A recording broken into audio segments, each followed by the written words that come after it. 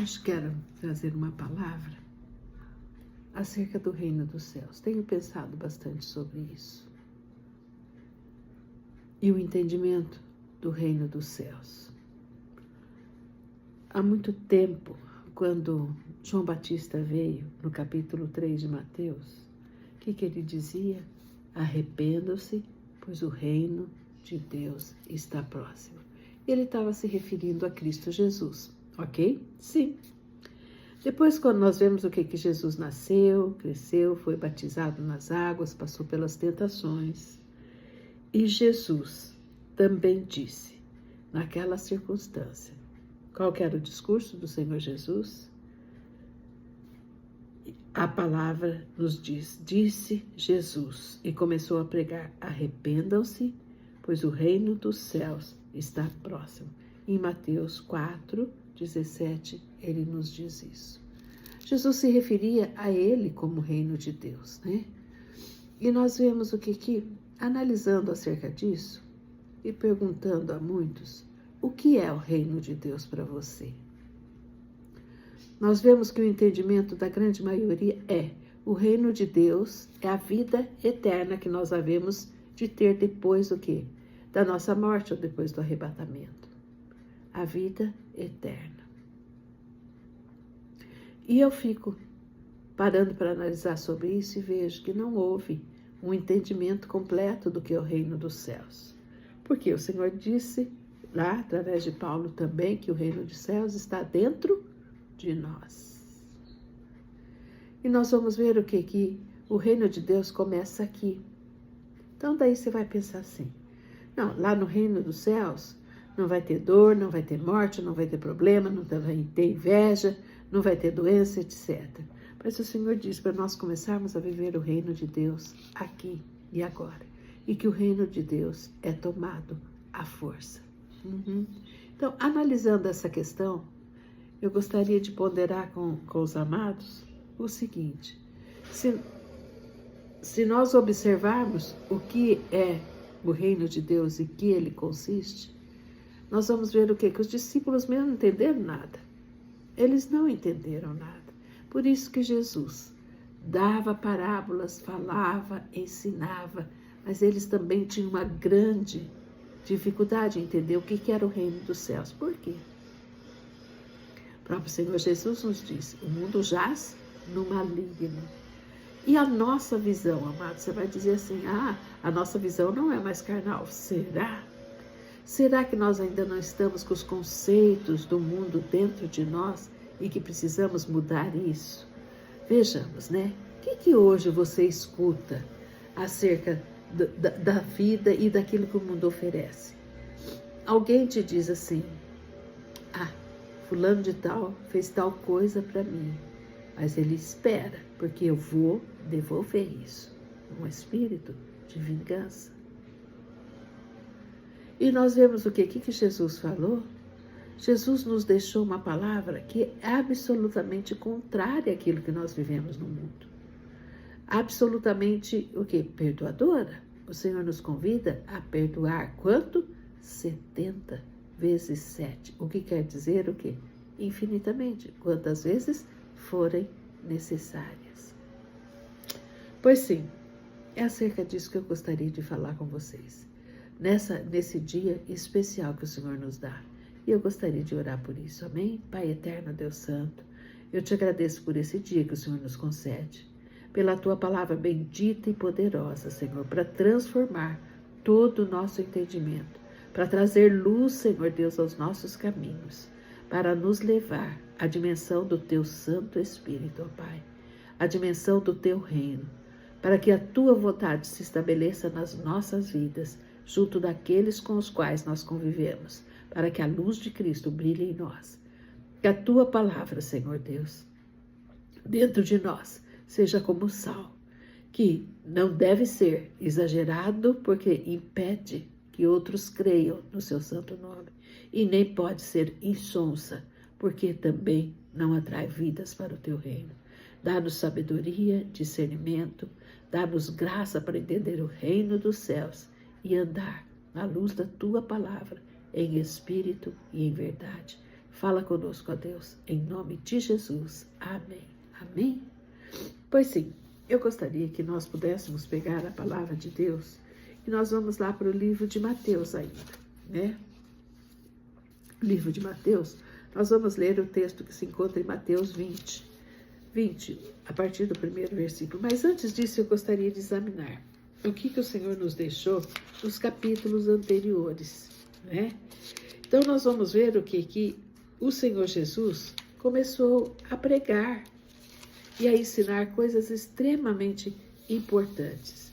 Nós vamos ver o que no capítulo 18, ele começa dizendo assim: quem é o maior no reino dos céus?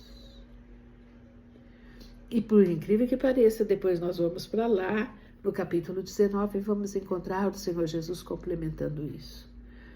Ele diz para nós assim: quem é o maior no reino dos céus? E chamando uma criança, Mateus 18, 2, chamando uma criança, colocou-a no meio deles e disse: eu lhes asseguro que, a não ser que vocês se convertam e se tornem como crianças, jamais entrarão no reino dos céus. E nós vamos ver o que depois, porque o Senhor Jesus continua falando acerca do reino dos céus, o reino dos céus. E nós vamos encontrar aqui no capítulo 19, de novo, ele reforçando, 19 e 13, a questão das crianças no reino de Deus. E a gente, quando olha para o nosso mundo, para o entendimento daquilo que nós observamos, o que você pensa? Não, uma criança não conhece nada, não é? Agora, um adulto ou idoso vem cheio de conhecimento, tem entendimento, já deve ter sabedoria suficiente. Entendemos que a pessoa mais adulta ou idosa estaria mais apta para entrar no reino de Deus. É assim? Não. Não. No reino de Deus, o Senhor quer que nós sejamos simples, puros, como uma criança, humildes como uma criança. E nós vemos o que assim o Senhor começa a partilhar o reino dos céus conosco. Depois nós, no capítulo 19, encontramos aquela passagem do homem rico, do jovem rico. Aquele jovem rico, ele chegou cheio de conceitos de religiosidade. Escuta bem o que eu vou te dizer, de religiosidade. O que ele dizia? Ele dizia assim: Senhor, o que eu preciso para herdar o reino dos céus? O Jesus, o quê? Respondeu o quê? Pratique os 10 mandamentos? Pratique os mandamentos. Ele diz: eu já pratico os 10 mandamentos, eu pratico esses mandamentos. Jesus olha para ele e diz assim: pois bem, então você vá, venda tudo que você tem e dá aos pobres e siga-me. O jovem rico realmente se assustou com aquilo. Se assustou porque ele tinha muitos bens. O que nós vemos, amados? Nós vamos ver o que nessas circunstâncias Jesus estava dizendo. Presta atenção. Eu não estou interessado nas suas obras ou no que você tem. Eu estou interessado na sua pessoa, no seu coração e na sua vida. E assim nós entramos, veja lá, no capítulo 20 de Mateus, que diz assim: a parábola dos trabalhadores na vinha. Pois o reino dos céus é como um proprietário que saiu de manhã cedo para contratar trabalhadores para a sua vinha. Ele combinou pagar-lhes 1 denário pelo dia e mandou-os para a sua vinha. Por volta das 9 horas da manhã, ele saiu e viu outros que estavam desocupados na praça. E lhes disse: vão também trabalhar na vinha, e eu lhes pagarei o que for justo. E eles foram. Saindo outra vez por volta do meio-dia e das 3 horas da tarde, fez a mesma coisa. Saindo por volta das 5 horas da tarde, encontrou ainda outros que estavam desocupados e lhes perguntou: por que vocês estiveram aqui desocupados o dia todo? Por que ninguém nos contratou? Responderam ele. Ele lhes disse: vocês vão também trabalhar na vinha. Ao cair da tarde, o dono da vinha disse ao seu administrador: chame os trabalhadores e pague-lhes o salário, começando com os últimos contratados e terminando com os primeiros. Vieram os trabalhadores contratados por volta das 5 horas da tarde e cada um recebeu 1 denário. Quando vieram os que tinham sido contratados primeiro, esperavam receber mais. Cada um deles também recebeu um denário. Quando o receberam, começaram a queixar-se do proprietário da vinha, dizendo-lhes: estes homens, contratados por último, trabalharam apenas 1 hora, e o Senhor lhes revelou a nós que suportamos o peso do trabalho e o calor do dia. Mas ele respondeu a um deles: amigo, não estou sendo injusto com você. Você não concordou em trabalhar por 1 denário? Receba o que é seu e vá. Eu quero dar ao que foi contratado por último o mesmo que lhe dei. Não tenho direito de fazer o que quero com o meu dinheiro? Ou você está com inveja porque sou generoso? Assim, os últimos serão primeiros e os primeiros serão os últimos. Interessante, né? Para todos que eu perguntei acerca dessa passagem, o que fica em primeira instância no seu coração? Nossa, esse proprietário da vinha foi injusto. Aquele que trabalhou muito recebeu a mesma coisa que aquele que chegou na última hora e trabalhou 1 hora. E dentro de nós fica um sentimento de certa injustiça diante disso. Seria Deus injusto? Vamos analisar. Quando o Senhor fala assim que ele pagou 1 denário para cada um, inclusive para aquele que chegou às 5 horas da tarde, nós vamos ver o quê? Que quando analisamos essa passagem, nós falamos, puxa vida, vamos dizer que eu tivesse trabalhado desde manhã até o período final e recebi a mesma coisa. Sabe, amados, o que me vem ao coração é que nós estamos com um conceito de mundo e o mundo jaz no maligno. Qual que é o conceito do mundo? Obras. Ganhar o reino dos céus pelas obras. Eu fiz mais, eu recebo mais. Eu fiz menos, eu recebo menos. Mas é muito interessante porque o salário foi único, 1 denário. 1 denário era o trabalho de 1 dia, ok? E quando nós analisamos assim, nós vamos ver o quê? O que o Senhor fez aqui nessa passagem? Não estou interessado em quanto você produziu. Não estou interessado nas obras que você fez. Eu estou interessado em você. Essa passagem, amados, nos leva a mostrar a importância que Deus dá a você e a mim, individualmente. Individualmente. Deus nos chama. O que é esse 1 denário, o trabalho de 1 dia? Vamos olhar para a cruz.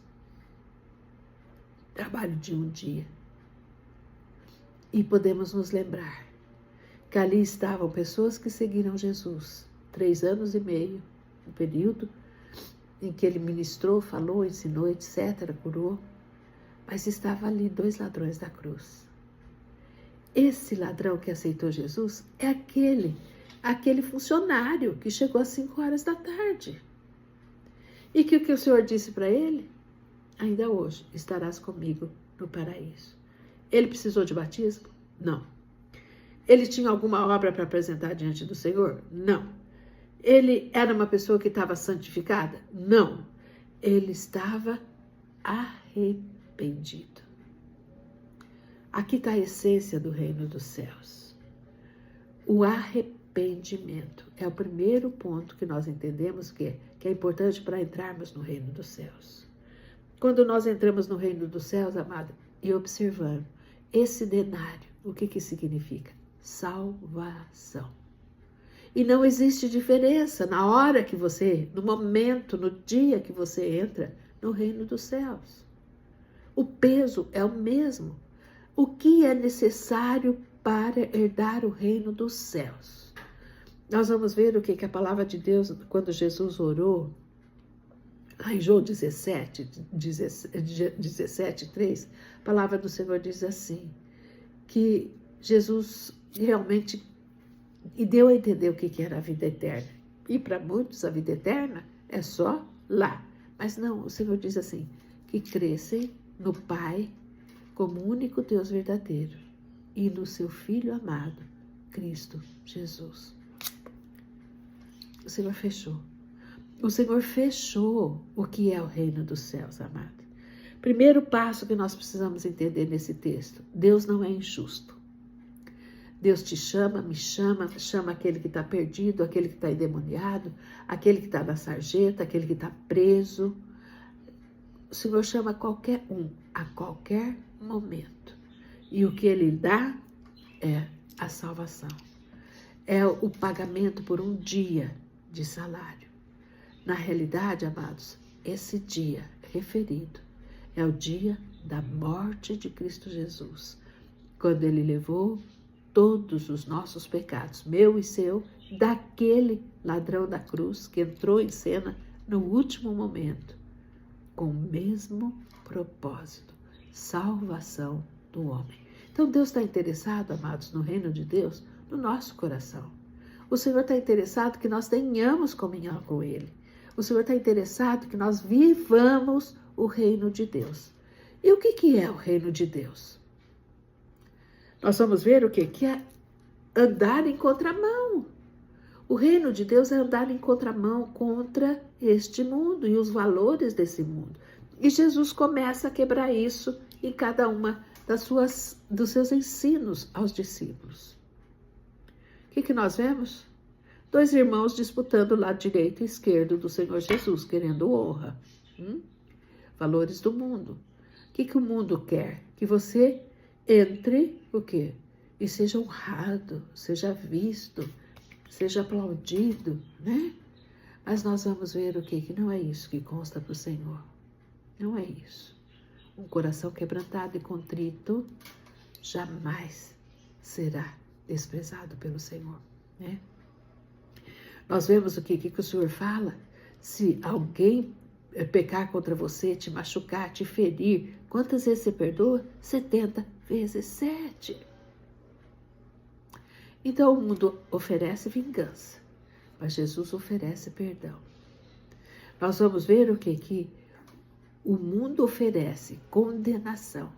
Que você vai ver o seguinte: todas as vezes que alguém cai numa situação, cai em grande pecado, vamos dizer assim, né?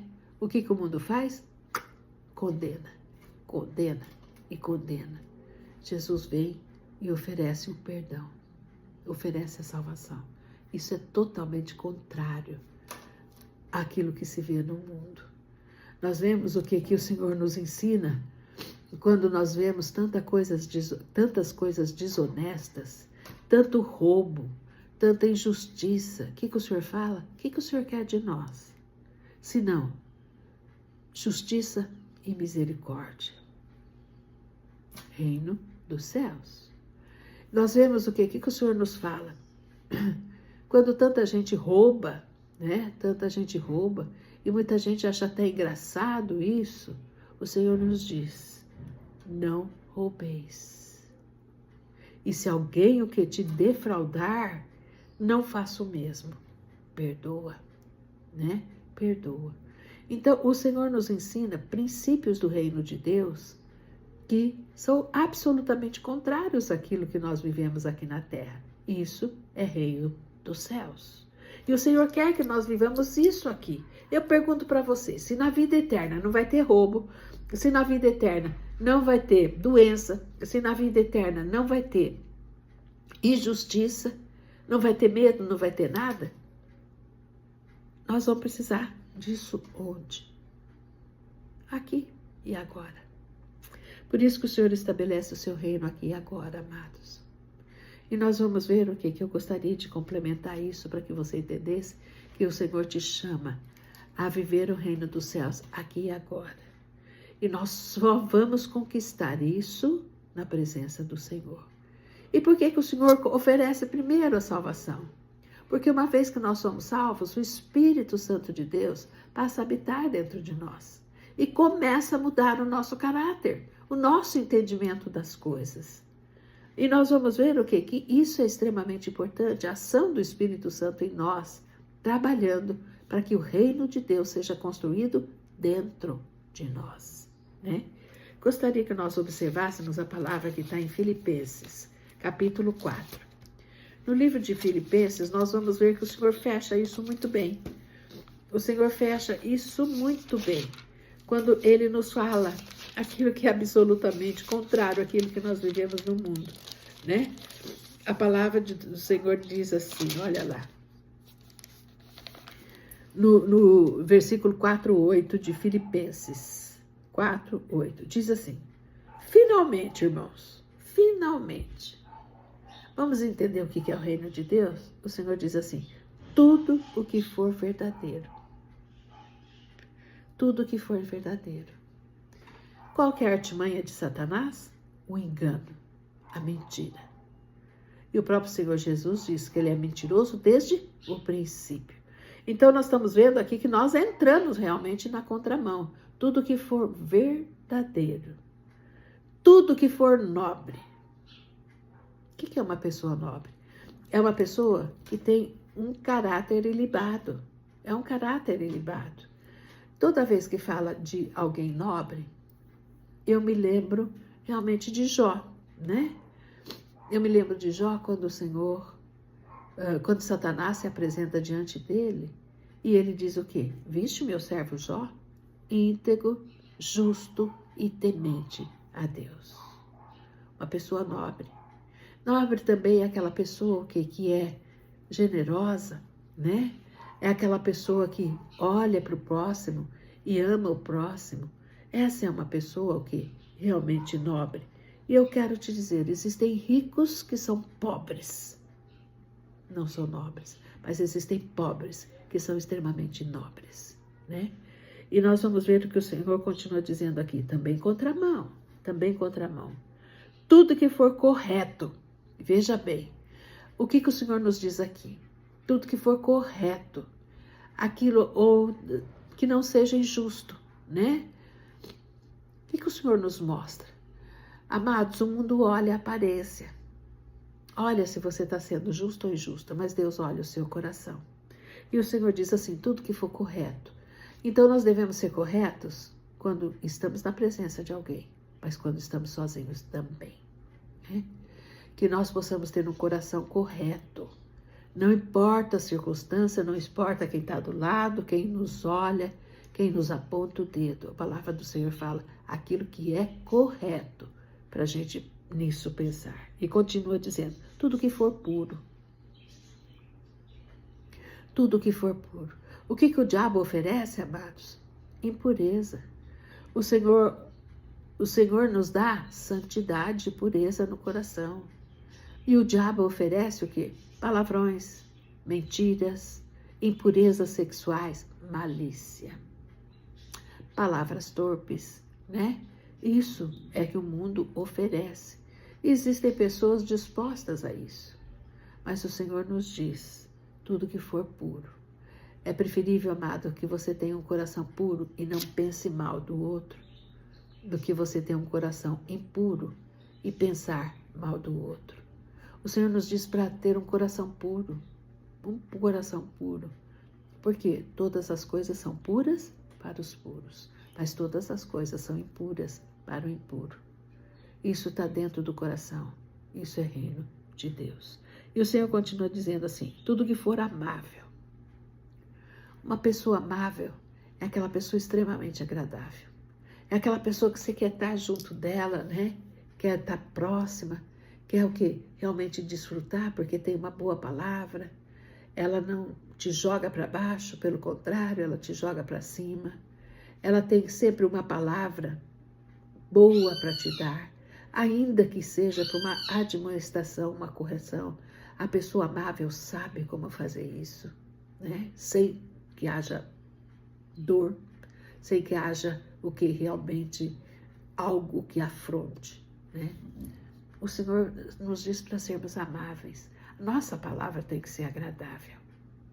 Nossa palavra tem que ser uma palavra que edifica, não que destrói. Nossa palavra tem que ser abençoadora e não o quê? Amaldiçoadora. Isso faz parte da amabilidade. Faz parte o quê? De hospedar, de abraçar. Às vezes, amados, a amabilidade está num abraço. Às vezes, a amabilidade está num olhar. Outras vezes a amabilidade está numa palavra. E nós podemos ser amáveis, inclusive, sem abrirmos a nossa boca, né? E o Senhor continua dizendo assim, tudo que for de boa fama. O que o Senhor está nos dizendo aqui? O Senhor está nos dizendo para eu olhar para o meu próximo e ver aquilo que é de bom nele, não aquilo que é de mal, né? Tem pessoas que procuram exatamente aquele ponto de falha para notificar e expor aquela pessoa. Isso não é reino de Deus. Isso não é o reino de Deus dentro de nós. Pelo contrário, o que o Senhor diz? Ama o teu próximo como a ti mesmo. Você gostaria que daquilo que você falhou, alguém expusesse e contasse para todos?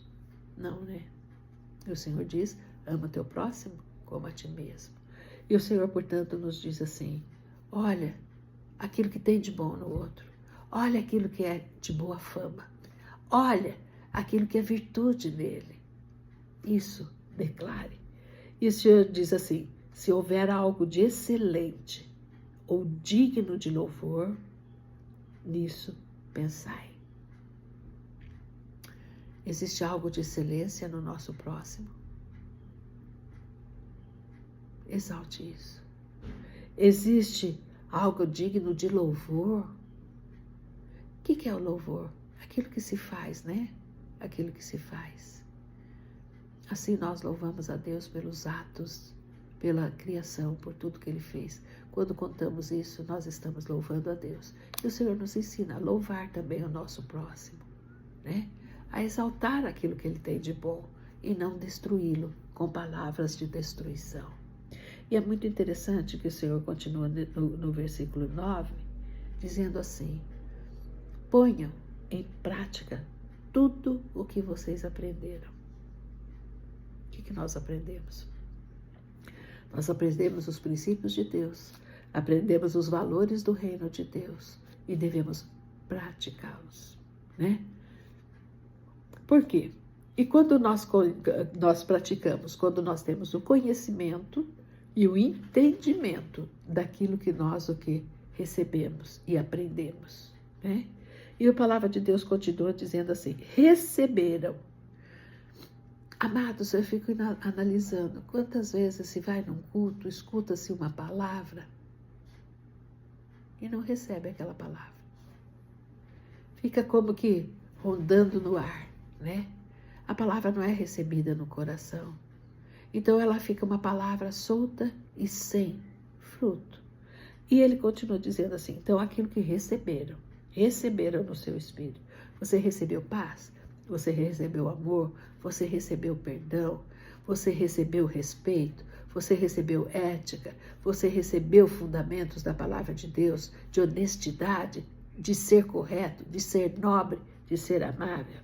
E o Senhor continua dizendo aqui, através de Paulo, vocês que aprenderam, receberam, ouviram.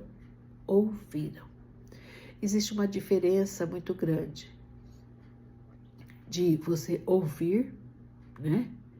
E você realmente ouvir e receber. Me lembra daquela passagem da semente jogada em terra fértil, né? Nós vamos ver que o Senhor ali ensina que não adianta só ouvir a palavra de Deus, ela precisa ser praticada. Isso é ouvir com os ouvidos espirituais e realmente praticar aquilo que foi aprendido. Isso vai produzir frutos a 30, 60, a 100, né? E o Senhor continua dizendo através de Paulo aqui, olha lá, põe em prática o que vocês aprenderam, receberam, ouviram e viram em mim. Amados, o reino de Deus tem que ser visto em nós. O reino de Deus tem que ser visto em nós. Como vão crer naquilo que realmente não estão evidenciando dentro de nós? Nós estamos aqui para ser testemunhas e embaixadores do reino de Deus. O Senhor nos chama assim, de embaixadores do reino de Deus. Como eu vou pregar realmente paz se eu faço guerra com os meus amigos, com a minha família, com quem quer que seja? Não é fruto. E nós vemos o que aqui? Paulo exorta aqui, aquilo que viram em mim. Você pode dizer isso? Aquilo que viram em você está manifestando o reino de Deus? Aquilo que estão vendo em mim está manifestando o reino de Deus? Isso é extremamente importante. E o Senhor conclui isso dizendo, e o Deus da paz estará com vocês. Eu me lembro de um versículo de Isaías que diz assim, que o fruto da retidão é a paz. Né? Então nós vemos, amados, que andar no reino dos céus começa aqui e agora. Na glória, Deus Pai é o Rei, o Criador de todas as coisas. Quando Jesus veio à terra, amados, o que ele veio ser? Lá ele é príncipe, Jesus é príncipe no reino dos céus, o Filho do Deus vivo. E se Deus é rei, Jesus é príncipe lá. Mas aqui, na terra, Jesus tornou-se rei, porque ele conquistou essa terra. E você vai se lembrar que quando alguém conquista uma terra, ele passa a ser o rei daquela terra. Por isso que Jesus é chamado Rei dos Reis, Senhor dos Senhores. Pois sim, é por isso que o reino de Deus está aqui e é agora. Você é súdito de Jesus, eu sou súdita de Jesus. Sou serva do Deus Altíssimo, sou serva e lavada, remida no sangue de Jesus. Então eu te digo, o reino de Deus está dentro de você e precisa ser manifesto. O reino de Deus, aqui e agora.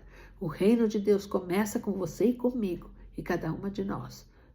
Somos responsabilizados pelo reino de Deus. Que essa palavra fique no seu coração e produza frutos. Frutos do reino de Deus na sua vida e na minha vida. Vamos orar? Pai eterno, Deus Santo, obrigado, Pai. Obrigado pela tua palavra perfeita, digna, Senhor Deus. Muito obrigado, Pai amado, porque o Senhor nos amou primeiro. Muito obrigado porque Cristo Jesus veio reinar nessa terra. Senhor Deus, fazendo com que o reino dos céus, tudo aquilo que o Senhor é e conquistou, e que Ele conquistou naquela cruz, seja, Senhor Deus, absolutamente real e visível nas nossas vidas.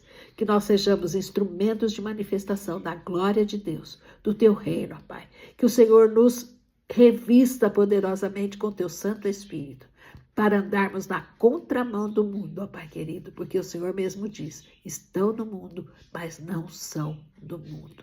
Que nós possamos perseverar, Senhor Deus, em mostrar o reino dos céus dentro de nós, expresso, Senhor Deus, no nosso coração, nas nossas atitudes, ó Pai querido, para que Teu nome seja glorificado. Dá-nos graça nisso, Senhor. Nós clamamos a Ti em nome de Jesus. Amém. Amém?